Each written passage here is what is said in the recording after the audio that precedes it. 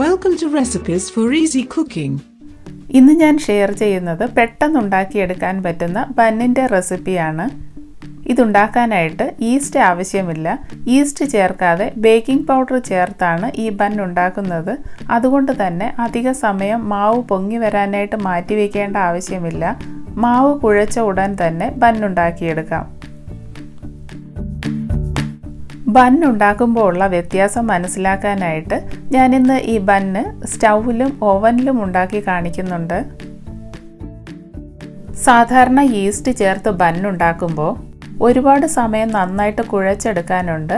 പക്ഷേ baking powder ചേർത്ത് ബൻ ഉണ്ടാക്കുമ്പോൾ അധിക സമയം കുഴച്ചെടുക്കേണ്ട ആവശ്യമില്ല. മാവ് നന്നായിട്ടൊന്ന് മിക്സായി വന്നാൽ മതി. അതുകൊണ്ട് പെട്ടെന്ന് തന്നെ ബൻ ഉണ്ടാക്കിയെടുക്കാൻ പറ്റും. ബൻ ഉണ്ടാക്കാനായി ഓവൻ ഇല്ലാത്തവരാണെങ്കിൽ ഇതുപോലെ അടിവശം നല്ല കട്ടിയുള്ള നന്നായി ചൂട് നിൽക്കുന്ന ഒരു പാത്രം ചൂടാക്കാൻ വെക്കണം. ഞാനിപ്പോൾ ഈ പാത്രത്തിനകത്തേക്ക് ഇതുപോലെ ഒരു വളയം ഇറക്കി വെച്ച ശേഷം അതിന് മുകളിലാണ് ബേക്ക് ചെയ്യാൻ വയ്ക്കുന്നത്. സ്റ്റൗവിൽ പാത്രം വെച്ച ശേഷം തീ നന്നായിട്ട് കുറച്ച് വെച്ചാൽ മതി. മാവ് കുഴച്ചെടുക്കുന്ന സമയം കൊണ്ട് പാത്രം നന്നായി ചൂടായിട്ടുണ്ടാവും. ബൻ ഉണ്ടാക്കാനായിട്ട് 1/2 കപ്പ് തൈര് വേണം. ഞാനിപ്പോൾ എടുത്തിരിക്കുന്നത് അധികം പുളിയില്ലാത്ത തൈരാണ്. ഇതിനെ ഒരു ബൗളിലേക്ക് ഒഴിച്ചു കൊടുക്കാം. ഇനി 1 ടേബിൾ സ്പൂണോളം എണ്ണ ഒഴിച്ചു കൊടുക്കുന്നുണ്ട്. അതിനുശേഷം 2 ടീസ്പൂണോളം പഞ്ചസാര ഇട്ട് കൊടുക്കാം. ഇനി ഈ പഞ്ചസാര ഒന്ന് അലിഞ്ഞു വരാനായി നന്നായിട്ടൊന്ന് മിക്സ് ചെയ്ത് കൊടുക്കാം. പഞ്ചസാര അലിഞ്ഞ ശേഷം 1/4 ടീസ്പൂൺ ഉപ്പിട്ട് കൊടുക്കണം. ഇനി ഇതിൽ 1 ടീസ്പൂണോളം ബേക്കിംഗ് പൗഡർ ഇട്ട് കൊടുക്കുന്നുണ്ട്. ബേക്കിംഗ് പൗഡർ ഇട്ടൊന്ന് മിക്സ് ചെയ്ത ശേഷം 1 കപ്പ് മൈദ ഇട്ട് കൊടുക്കാം. മൈദ ഉപയോഗിക്കാൻ താല്പര്യമില്ലാത്തവരാണെങ്കിൽ 1 കപ്പ് ഗോതമ്പ് പൊടി ഇട്ട് കൊടുക്കാം.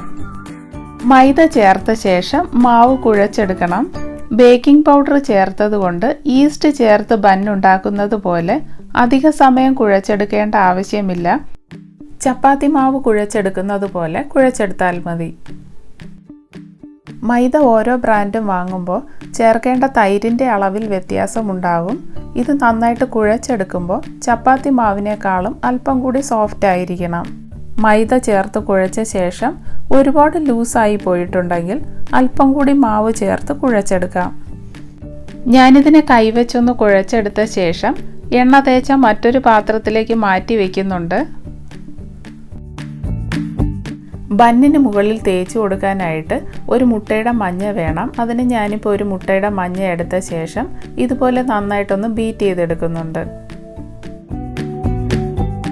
ഇനി കയ്യിൽ ഒരല്പം എണ്ണ തേച്ച ശേഷം ഈ മാവിനെ 4ആയിട്ട് മുറിച്ചെടുക്കുന്നുണ്ട്.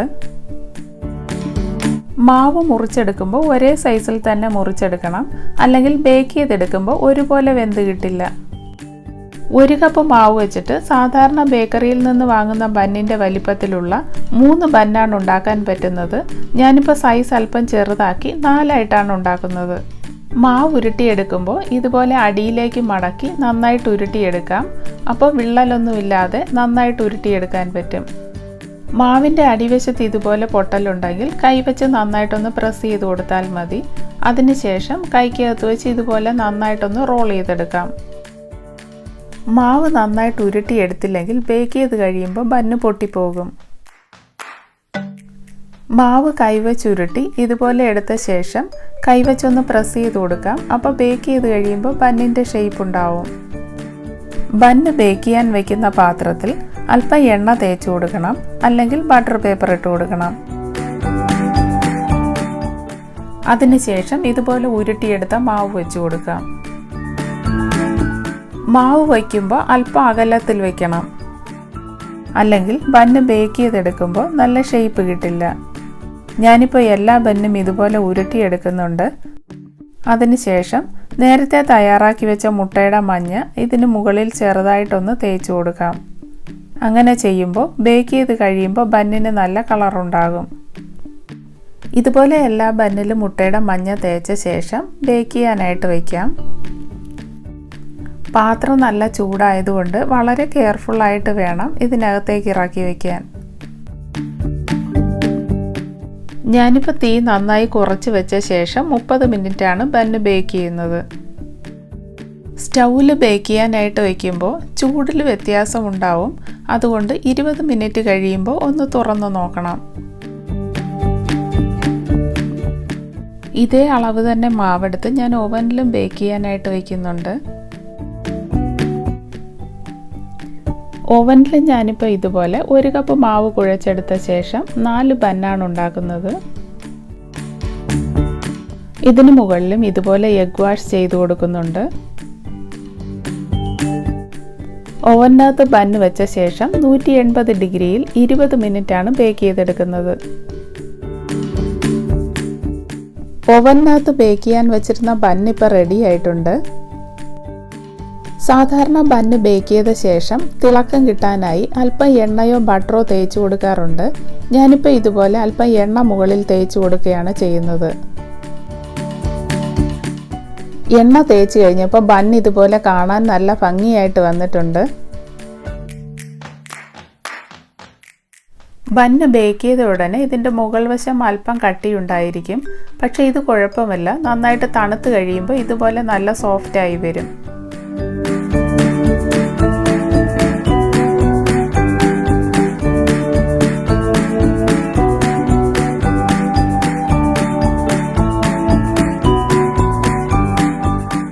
സ്റ്റൗവിൽ ബേക്ക് ചെയ്യാനായിട്ട് വെച്ചിരുന്ന ബന്ന് ഇപ്പോൾ റെഡി ആയിട്ടുണ്ട്.